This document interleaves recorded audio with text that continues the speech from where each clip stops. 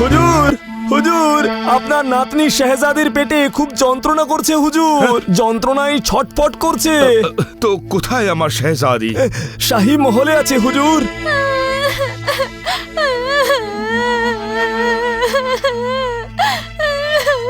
এক্ষুনি শাহী হাকিমকে ডেকে আনা হোক। যথা আজ্ঞা জাহাপনা। আচ্ছা, তাহলে এই জায়গাটায় যন্ত্রণা হচ্ছে।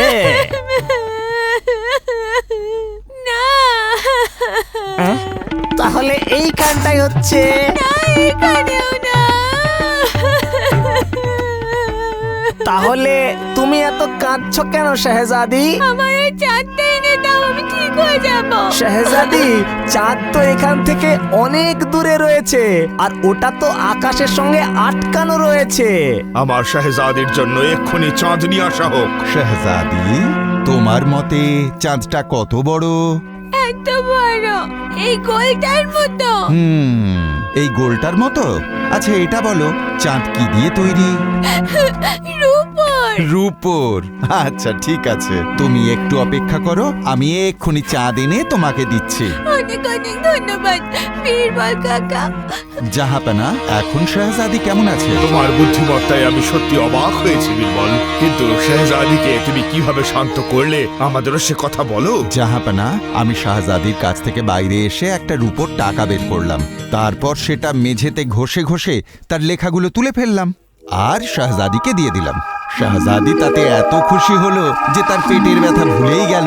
কিন্তু বীরবল, আজ রাতেও চাঁদ উঠবে আর শেহজাদি তা দেখে বুঝতে পারবে যে আমরা তাকে ঠকিয়েছি। জাহাপানা, চাঁদ উঠতে তো দিন, তার উত্তরও আমার জানা আছে। হ্যাঁ,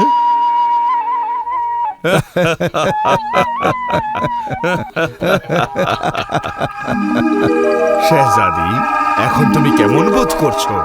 ভালো আছি আমি এখন।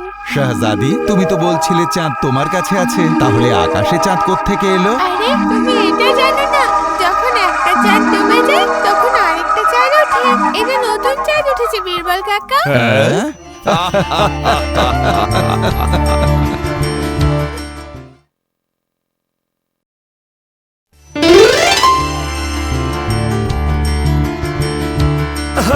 হুজুর, বাদশা সালামত, বাদশা সালামত। সর্বনাশ হয়ে গেছে, আমি সর্বশান্ত হয়ে গেছি।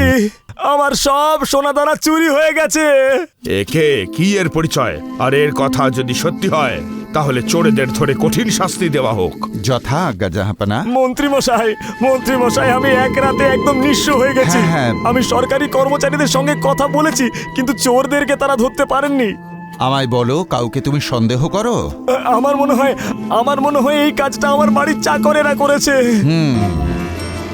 কিন্তু বাড়ির বাইরের লোকেরা তো এত কিছু জানবে না। কিন্তু এটাও সত্যি যে আমি ওদেরকে এটা করতে দেখিনি, তাই আমি কিছু বলতেও পারছি না। আচ্ছা, ঠিক আছে, ধৈর্য ধরো, তোমার জিনিস পেয়ে যাবে। তোমার চাকরদের একটু ডেকে পাঠাও তো। আমি নিজেই ওদেরকে ডেকে নিয়ে আসছি হুজুর। আজ্ঞা দিন মন্ত্রী মশাই। শোনো ব্যবসায়ী, এই কাঠের টুকরোগুলো নাও আর প্রত্যেকটা চাকরকে একটা করে দিয়ে দাও। সব কটা লম্বায় সমান আর সব কটাই মন্ত্রপুত। আজ রাতে সব কটা চাকরকে এই মহলের আলাদা আলাদা ঘরে বন্ধ করে রাখো। কাল সকালে এদের আবার দরবারে হাজির করবে আর লাঠিগুলো পরীক্ষা করা হবে। যে চুরি করেছে বা চুরিতে সাহায্য করেছে তার লাঠি 8 ইঞ্চি বেড়ে যাবে। বা বীরবল, চোর ধরার তো তুমি দারুণ উপায় ভেবেছো। জাহাপানা, কে চুরি করেছে কাল সকালেই সেটা জানা যাবে।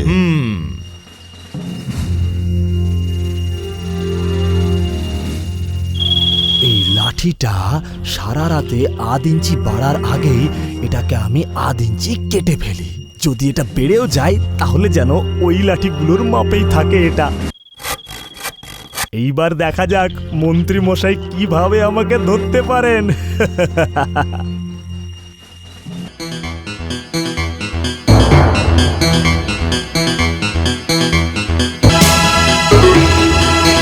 পাঁচটা লাঠির মধ্যে এই লাঠিটা কার? এই লাঠিটা সেবক রামের। এই তোমায় বলির পাঁঠা করেছে। কিভাবে মন্ত্রী মশাই? একে যে লাঠিটা দেওয়া হয়েছিল সেটা 1 ইঞ্চি ছোট। ও ভেবেছিল ওর লাঠি 1 ইঞ্চি বেড়ে যাবে আর ও ধরা পড়ে যাবে, সেই জন্যে ও আগে থেকে 1 ইঞ্চি কেটে ফেলেছে। কি বলিরাম, এটাই ভেবেছিলে তো তুমি? চুপ করে দাঁড়িয়ে আছিস কেন? সত্যি কথা বলতে কি হচ্ছে তোর? এ তখনই বলবে আমাকে ক্ষমা যখন করে দিন, পিঠে আমাকে মার ক্ষমা করে পড়বে। দিন, এরকম বলো, ভুল আমি আর সত্যি করবো বলো, না, আমাকে সত্যি ক্ষমা করে বলো। দিন। বলো বলছি। আমাকে ক্ষমা করে দিন, ক্ষমা করে দিন আমাকে। এর থেকে চুরির জিনিস বাজেয়াপ্ত করে ব্যাপারীকে দিয়ে দেওয়া হোক। যথাজ্ঞা জাহাপানা। যদি আপনার কৃপা না থাকতো তাহলে আমি আমার ধনসম্পত্তি কোনোদিনও ফিরে পেতাম না। এসবই আমাদের বীরবলের বুদ্ধির কারণ। সবই আপনার পিতা মহাবলী।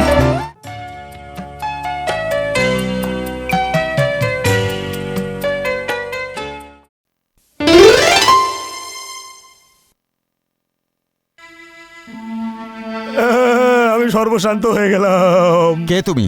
বলো কি হয়েছে? তুমি এত ভয় পেয়েই বা আছো কেন? সমস্যাটা এরকম, এটা জীবন মরণের ব্যাপার মন্ত্রী মশাই। তুমি আমায় খোলসা করে বলো, হয়তো তোমায় আমি সাহায্য করতেও পারি। এই জন্যই তো আমি আপনার কাছে এসেছি, আপনি আমাকে একমাত্র বাঁচাতে পারেন। সে ঠিক আছে, কিন্তু আমায় সবটা বলো, তবে তো আমি তোমায় বাঁচাতে সাহায্য করতে পারবো। হ্যাঁ মন্ত্রী মশাই, কিছু মাস আগে একজন ফকির বাদশা সালামতকে একটা তোতা দিয়েছিল। তোতা? হ্যাঁ তোতা। আর বাদশা আমাকে দেখাশোনা করতে দিয়েছিলেন, আর সাথে এটাও বলেছিলেন যে তোতাটা যদি মারা যায় তাহলে উনি আমাকে মৃত্যুদণ্ড দেবেন। আমি ওই তোতার পরিচর্যায় কোনো ত্রুটি রাখিনি, তবু আজ সকালে দেখলাম সেই তোতাটা মারা গেছে। এখন আমি কি করব মন্ত্রী মশাই? ব্যাস এই ব্যাপার? ভয় পেও না, ভয় পেও না, আমি সব সামলে নিচ্ছি। তুমি নিশ্চিন্তে বাড়ি যাও।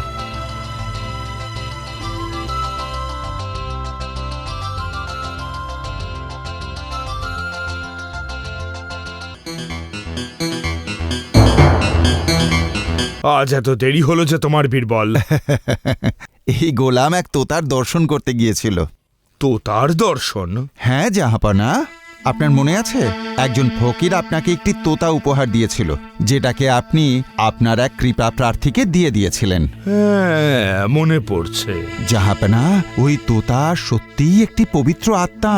কেন, তুমি সেটা কি করে বুঝলে? আজ যখন আমি ওই তোতাকে দেখতে গেলাম তখন দেখলাম তোতাটি মাটিতে শুয়ে চোখ বন্ধ করে আকাশের দিকে মুখ করে ধ্যান করছে। সত্যি এরকম হয়েছে নাকি? হ্যাঁ, মহারাজ। যদি তা সত্যি হয় আমিও গিয়ে তাকে দেখতে চাই। অবশ্যই চলুন জাহাপানা। বীরবল, এ কথা সত্যি তোমার মাথায় বুদ্ধি আছে, কিন্তু মাঝে মধ্যে মানুষকে তার সীমায় থাকতে হয়। আমি পরিষ্কার দেখতে পাচ্ছি বীরবল যে এ তোতা মৃত। তুমি কি আমাকে বোকা ভেবেছ? তোমার কথা আমি বিশ্বাস করব? কিন্তু এই অজুহাত দেওয়ার কি প্রয়োজন হয়েছিল তোমার? একজনের প্রাণ বাঁচানোর জন্য এই নাটক করতে হয়েছে জাহাপানা। কারোর প্রাণ বাঁচানোর জন্য? হ্যাঁ জাহাপানা, আপনার কি মনে আছে যে সময় আপনি এই তোতা আলীকে দিয়েছিলেন? আলী, নাও এই তোতা আমি তোমায় দিলাম। ঠিক আছে হুজুর। আর শোনো, এই তোতা যেন মরে না যায়। আর যদি আমি কখনো শুনি যে এই তোতা মৃত, তাহলে সেটাই হবে তোমার জীবনের শেষ দিন। হুজুর। তুমি এবার যেতে পারো। ঠিক আছে হুজুর। এবার আপনি বলুন হুজুর। বীরবল, তোমার বুদ্ধি দিয়ে তুমি আবার একজন নির্দোষের প্রাণ রক্ষা করলে। আমি খুবই খুশি বীরবল। জাহাপানার জয় হোক।